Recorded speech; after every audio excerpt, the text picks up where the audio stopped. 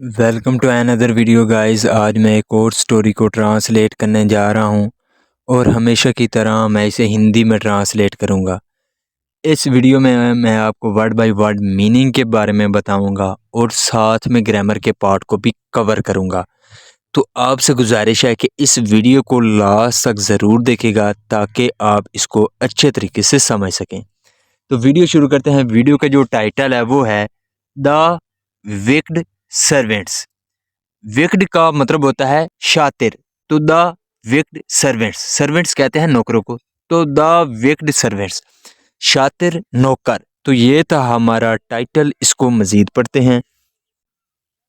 There were two servants, there were two servants, दो नौकर थे। Who worked for an old lady, who worked जो काम करते थे। यहाँ पे जो हु है ये हमारा रिलेटिव प्रोनाउन है जो कि सर्वेंट्स के लिए लगा है कि दो नौकर थे। वो नौकर हु वर्कड जो काम करते थे फॉर एन ओल्ड लेडी, बूढ़ी महिला के लिए। तो दो नौकर थे जो बूढ़ी महिला के लिए काम करते थे। एवरी डे, हर दिन। The old lady use to get up early, the old lady जो बूढ़ी महिला थी। Use to get up, use to का प्रयोग हम तब करते हैं जब हम पास्ट की कोई हैबिट को बताते हैं कि कोई व्यक्ति पास्ट में कोई काम किया करता था। तो जो बूढ़ी महिला थी यूज टू गेट अप, वो उठा करती थी अर्ली, यानी कि वो जल्दी उठा करती थी।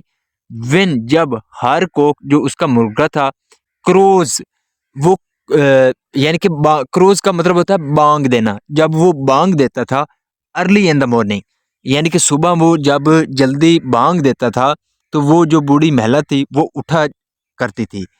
शी वुड कम, तो जब जो मुर्गा था वो सुबह को बांग देता था, शी वुड कम, तो वो आती। एंड वेक देम अप, और उनको जगा देती थी। किनको? उन नौकरों को। And make them do their work, और उनसे उनका काम करवाती थी।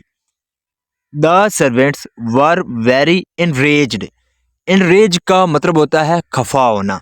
तो जो नौकर थे वर वो थे वेरी एनरेज, वो बहुत खफा थे। एट द कोक, मुर्गे पर। Which crowed and made them wake up, which crowed जो बांग देता था, and made them wake up, और उनको जगा देता था। सो इसलिए वन डे, एक दिन, both the servants planned and killed the Coke, both the servants दोनों नौकरों ने प्लान्ड योजना बनाई, एंड किल्ड द कोक और मुर्गे को मार दिया। They return with joy thinking, they return, return का मतलब होता है वापस लौटना। तो यहाँ पे सेकंड फॉर्म का प्रयोग किया गया है रिटर्न। तो वो वापस लौटे विद जॉय थिंकिंग, तो खुशी से सोचते हुए वो वापस लौटे। गॉन इज द कोक, कि जो कोक है मुर्गा है वो चला गया है, यानी कि वो बाकी नहीं रहा। नाउ अब no one is going to be there to wake up the lady, no one is going to be there, कोई भी यहाँ नहीं है।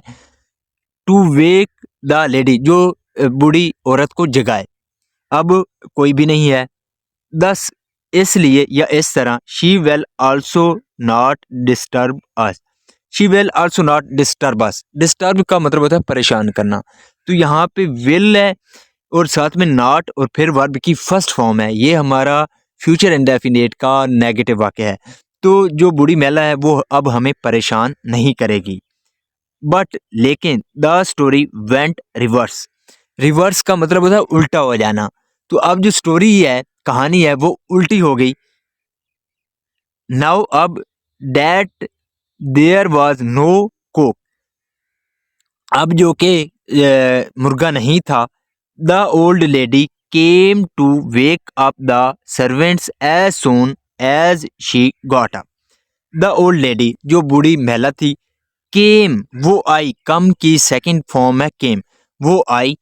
To wake up the servants, नौकरों को जगाने के लिए वो आई। As soon as she got up, इतना जल्दी जितना वो उठ पाई, यानी कि जितना जल्दी वो उठ पाई वो नौकरों को जगाने के लिए आई। The state of the servants had now worsened, the state जो हालत थी किसकी, ऑफ द सर्वेंट्स नौकरों की।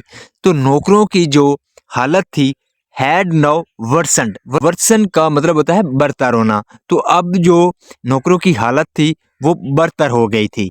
हैड के साथ वर्ब की थर्ड फॉर्म है वर्सनड, ये हमारा पास्ट परफेक्ट टेंस का वाक्य है। So this is the video guys. अगर आपको ये वीडियो अच्छी लगी हो तो इस वीडियो को लाइक कर दें, चैनल को सब्सक्राइब कर दें ताकि इसी तरह की आने वाली वीडियो आप तक पहुंचती रहे। Have a nice day, good bye.